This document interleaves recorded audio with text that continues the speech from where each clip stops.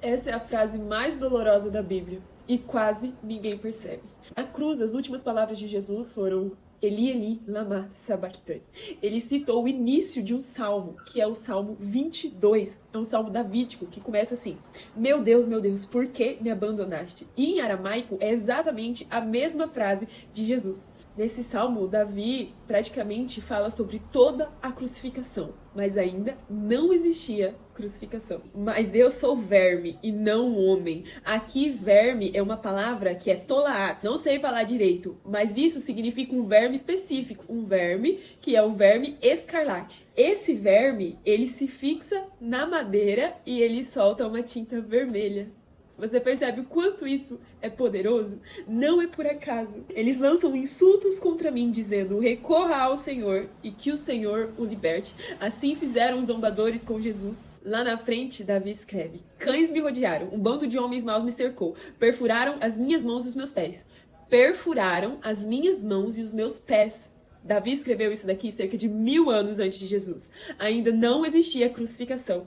Foram os persas que começaram um modelo de crucificação e os romanos instauraram como um modelo de castigo cerca de 200 anos antes de Jesus. Então ainda não existia crucificação. O que Davi estava descrevendo? Depois ele falou: dividiram as minhas roupas entre si e lançaram sortes pelas minhas vestes. Isso é uma coisa que nunca aconteceu com Davi, mas ele estava descrevendo através do Espírito. No final do Salmo, ele fala assim: gerações futuras ouvirão falar do Senhor.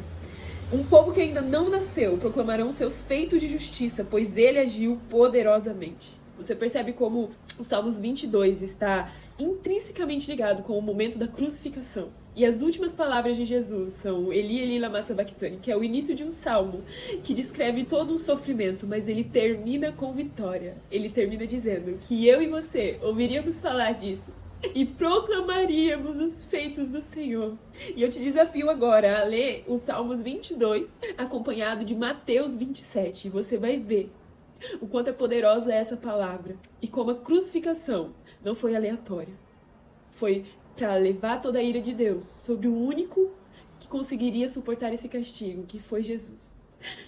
Tudo que eu e você fizemos e a gente ainda nem tinha nascido já estava pago, já estávamos salvos por meio daquele que nos amou, daquele que carregou a ira de Deus. E a única coisa que nós precisamos fazer é crer no nome do Senhor Jesus, reconhecer Ele como o único e suficiente Salvador, porque o dom da salvação é de graça.